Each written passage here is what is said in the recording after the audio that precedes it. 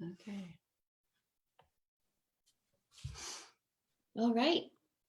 Hello, everyone. Happy Friday.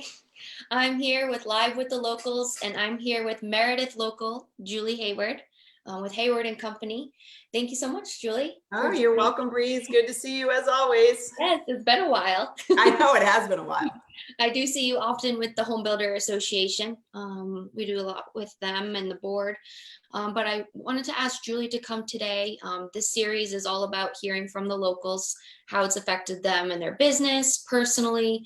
And Julie has a lot of insight as well that she's going to share in regards to colleagues of hers in other locations in the United States, in the building industry and suppliers. So she's going to shed light on that too. But before we get into that, Julie, I just wanted to have everyone kind of get a little introduction about the business that you've started, how long you've been in the business, where you're located, and what your specialty is. All right. Well, I'm Julie Hayward, and my husband, Mike, and I run Hayward Company together. And we started about 15 years ago. And what we do is we build custom homes around the Lakes region and into the mountain regions of New Hampshire. And we also, what is different about us is that we're a design build company. So we design pretty much 90% of what we build out is designed here in my office. So that gives us complete control of the whole process from design all the way to the finish product, which is I believe is advantageous for us, and we really like how that progresses with the homeowner, and it makes the homeowner feel more comfortable, especially because people that we build for do not live in New Hampshire; they're coming here. So we build all different size homes, and we build a lot of timber frames. We also build log homes, conventional homes. It's really what the client wants, and we just fit to that, whatever that design style happens to be and what their budget is. So we really work with the homeowner right from the beginning to blend their budget with what the end product is going to be. Yeah. We have 13 employees. Majority of those are carpenters that perform all different aspects of the build. And then we have our architect, in-house architect, and I have an admin who keeps us all straight every day. If I didn't have her, I don't know what I'd do. So it's really, and Mike and I just kind of keep the balls turning and the projects coming in and starting, finishing out jobs. And Mike's really, the starter. He really gets everything kind of up and going. Awesome. So that keeps him out of trouble for the most part. Yep. You keep him out of trouble. Oh, I don't know about that. That's a tough task. You do a great job. Yeah. So you're like this dynamic duo, and you're in Meredith. So you're at your office location right now.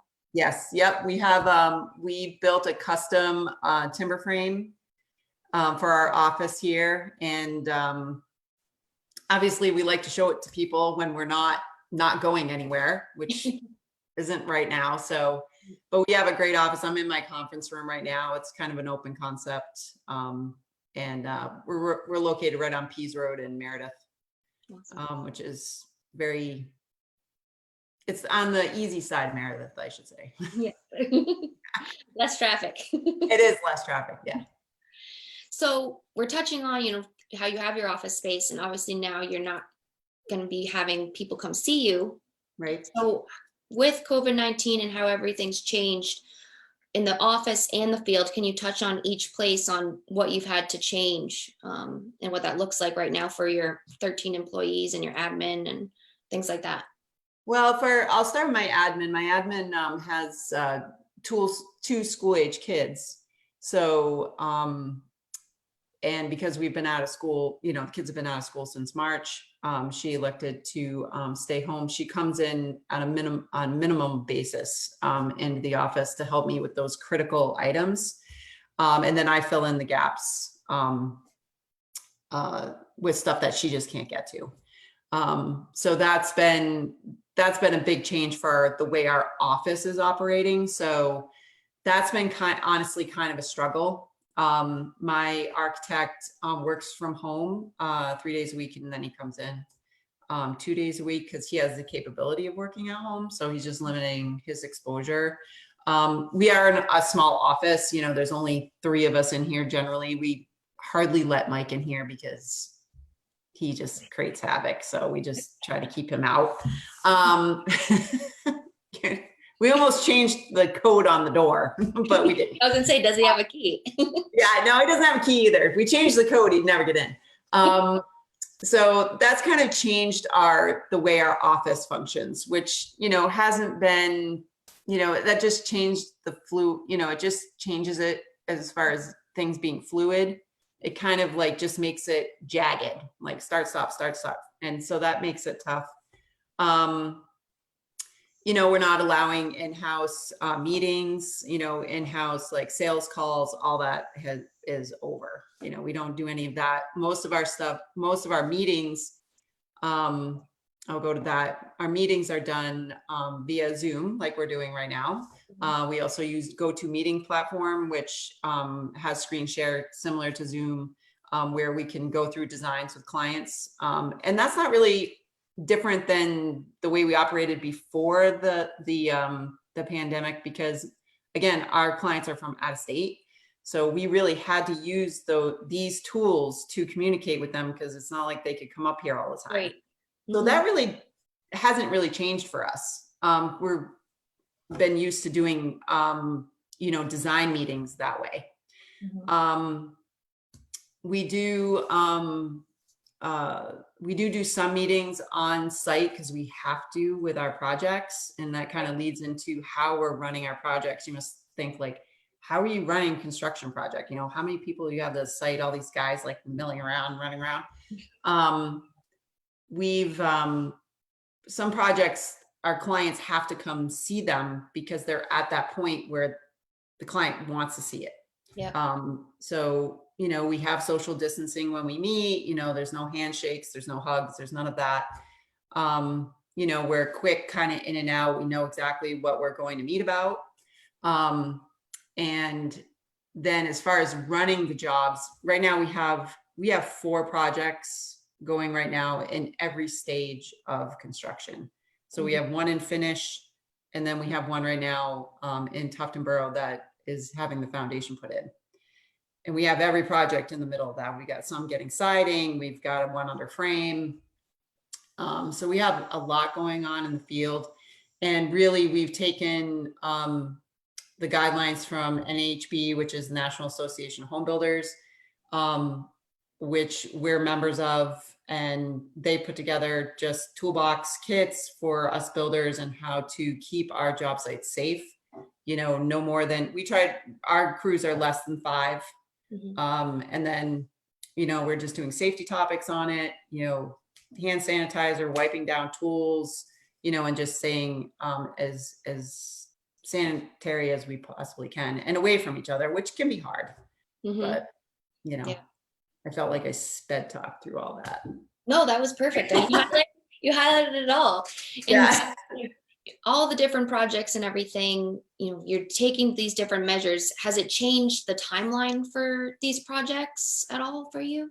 It has. We've run into the one that we're finishing is going to take a little bit longer to finish because we just can't have that many guys together in the house. So you kind of have to spread the subs out more, maybe subs that are used to like working together to get a project done. They're more staggered. So it will stretch out timeframes. We're not really seeing it on the frame end, but more on the finish end, because you just can't put that many guys like working in a more confined space. Right. So the framing, not so much, but the finish, definitely. Yeah. We're seeing a little bit of stretch, and we're trying to keep that at a minimum. I think the planning phase, the planning phase of projects, probably that is stretching out further, just because we you can only do so much via Zoom or GoToMeeting. You know, you can only take that so far. You really need those, you know, face-to-face meetings. I just, as humans, we just operate better that way. So you get way more done in a face-to-face meeting than you do on a Zoom meeting, especially when you're talking about design and trying to fine tune a design of a house. Right. So that's really gonna kind of stretch that phase out. And we're seeing that right now. And we were talking before we went live here about the demand and how you're seeing Lakes region wise something different than some of your colleagues in other places in the US are seeing. Oh, totally. We belong to a peer group of builders that are very similar to us, build custom homes, but they build them all over the country. And so they're from totally different geographic areas. You know, we have a builder in North Dakota, we've got in Texas and Florida, and some of them are more heavy in remodels. Some, you know, do just customs or even spec customs. And they've seen where they've had contracts in place that have dropped, like in Texas, North Dakota, which is heavy in gas and oil, is a main driver in that state, as well as agriculture. They've seen a decline in that.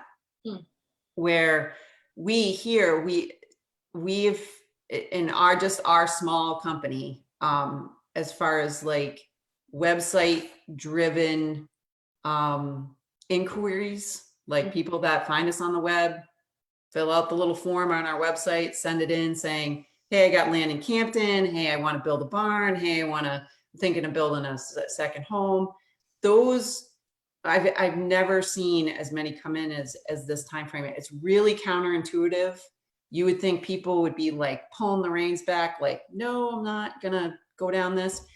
And it's really fascinating because there's something driving that. And whether that's people are like, I need that safe place to go because they're not from here.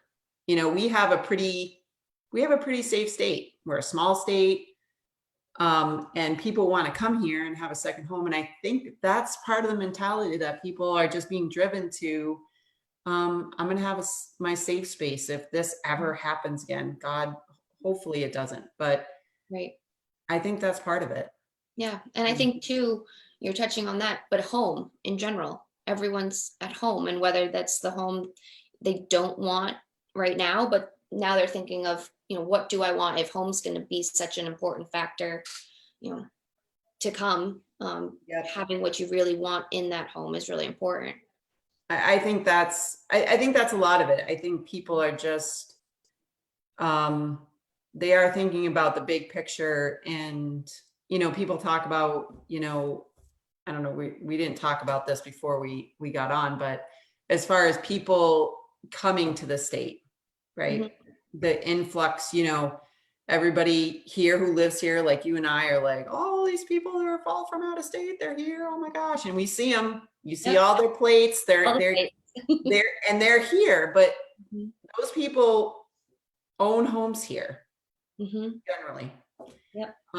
So if you were them and they were from New York or New Jersey or Massachusetts, do you blame them? Right. Do you, I mean, I can't look at them and say, I don't blame you. You have a home here that you've bought, built, whatever, and you can go to it and leave, you know, your environment. I mean, the back and forth between the environments is kind of tough, but I can't blame them. Yeah. I mean, the open air that we have here, the space to go and hike, just walk, you know, the space really when it comes down to it. It really comes down to it because you can gain that space here. You can go find a hiking trail that doesn't have 60 people on it. You can do that if you really, oh, there goes my phone. If you really work at it. And I think that's part of it. And so even with the demand that we're seeing, just people, the inquiries, and maybe, you know, some of them may never come to a job, but the number of inquiries that we're seeing is larger.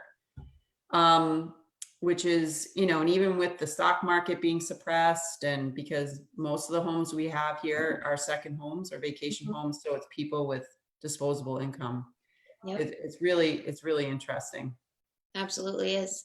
And I didn't tell you I was going to share this with everyone, but I'm going to share my screen with you now and pull up some pictures of a project you did in Meredith. Oh, there's my, hold on. That's my No phone. worries. Hold on. Oh. So while Julie's answering the phone there, I pulled up a picture. Right now you can see Mike, her husband, the kids. So why don't you tell us a little bit about this picture? I have 2 pictures to share. Okay, this picture, this picture right here, well, that's Interlakes High School. And they asked us, the school, well, a committee at the school asked if we would help them create a banner stand, because they wanted to put up a seniors banner that you know, put a tribute to every senior that's graduating from Interlakes this year. So they asked if we would build the stand for them, and of course we said yes, because how could you say no to that? We do not have a senior, but you don't need a senior to feel, you know, just feel their pain as a senior, you know. So we worked with Middleton Building Supply in Meredith, who donated all the materials for the stand.